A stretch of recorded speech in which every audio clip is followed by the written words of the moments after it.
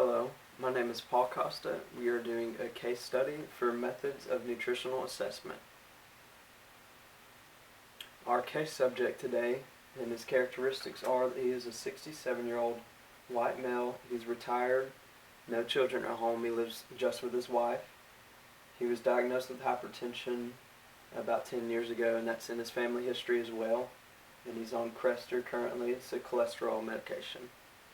He was recently diagnosed with sleep apnea, and now he's using the CPAP machine at night to help with his breathing.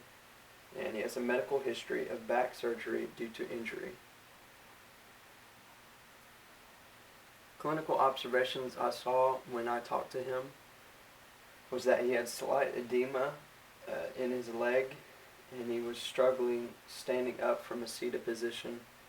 And he had complaints of low energy that could be due to sleep apnea.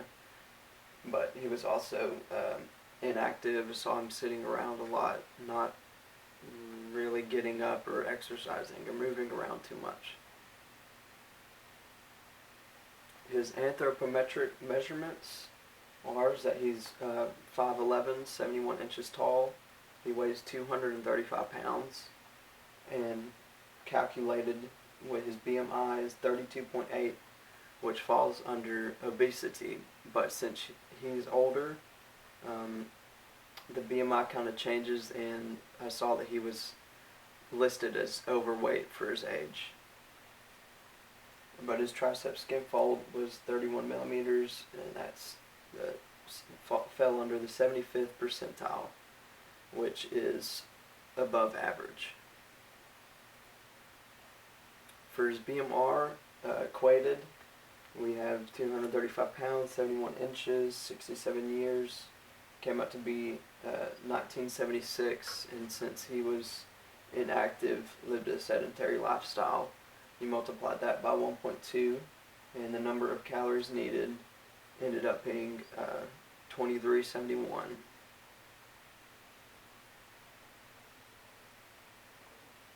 His daily food log that I recorded from conversing with him from the previous day ended up being breakfast. He had a provolone cheese sandwich and a Diet Mountain Dew, which was a 20-ounce bottle. For lunch, he had chicken finger and fries, and this was fast food meal. And he also had a Coke with a refill, and this was the highest calorie meal. Ended up being 1,100, 1,200 calories, and this would be the most problematic part of his diet.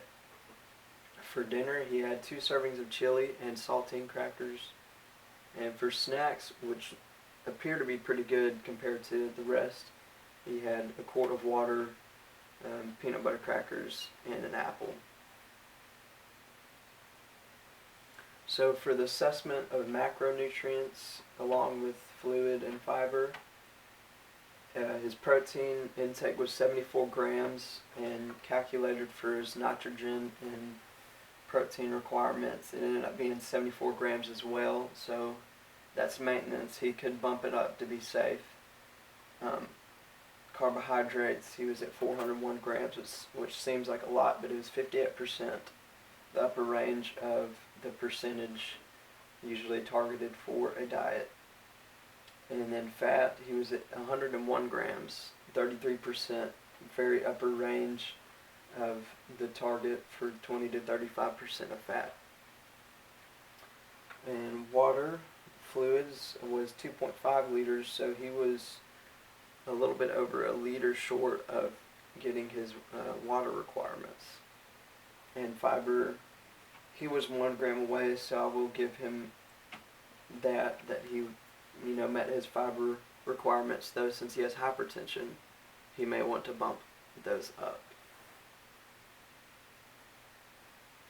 The micronutrient assessment for calcium was, his intake was 876 milligrams, and it's supposed to be 1,000 milligrams, so he was deficient in that. Potassium as well, he was almost halfway short of his goal. Sodium, he had a high excess of sodium in his diet, which contributes to hypertension. Magnesium, he was also about halfway lacking of that. Iron, his intake was good. Vitamin C, his intake was deficient. Vitamin A deficient. Vitamin D also deficient. My nutritional assessment of the case study subject was that obviously he had an inadequate diet. He had multiple nutrient deficiencies. As I said, he was deficient in calcium, potassium, magnesium, vitamin C, vitamin A, vitamin D. And he had a high sodium diet, contributes to hypertension.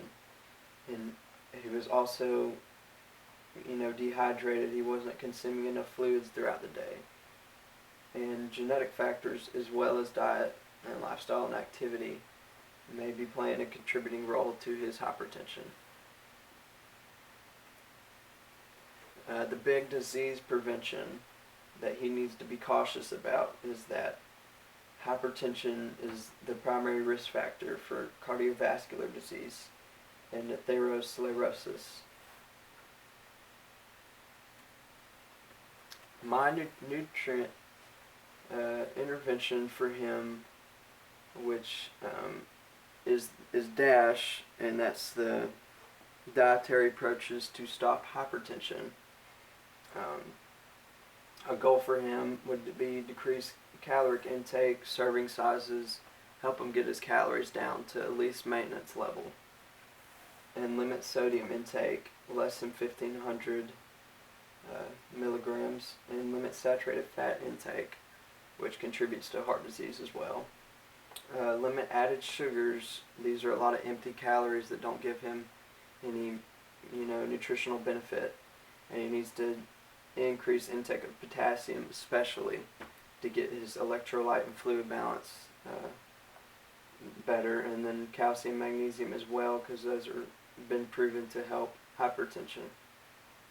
Increase intake of fiber, that also helps hypertension, and then increase protein intake for chances of him being protein malnourished, which can lead to edema. His lifestyle intervention, big problem with inactivity. He needs to exercise, aerobic exercise, 30 minutes a day. He needs to take a break from sitting once every hour. That's just a good habit, so where he's, moving and not sitting around all day. And he needs to set a goal and maintain a healthy body weight, just to help with obesity and overweight.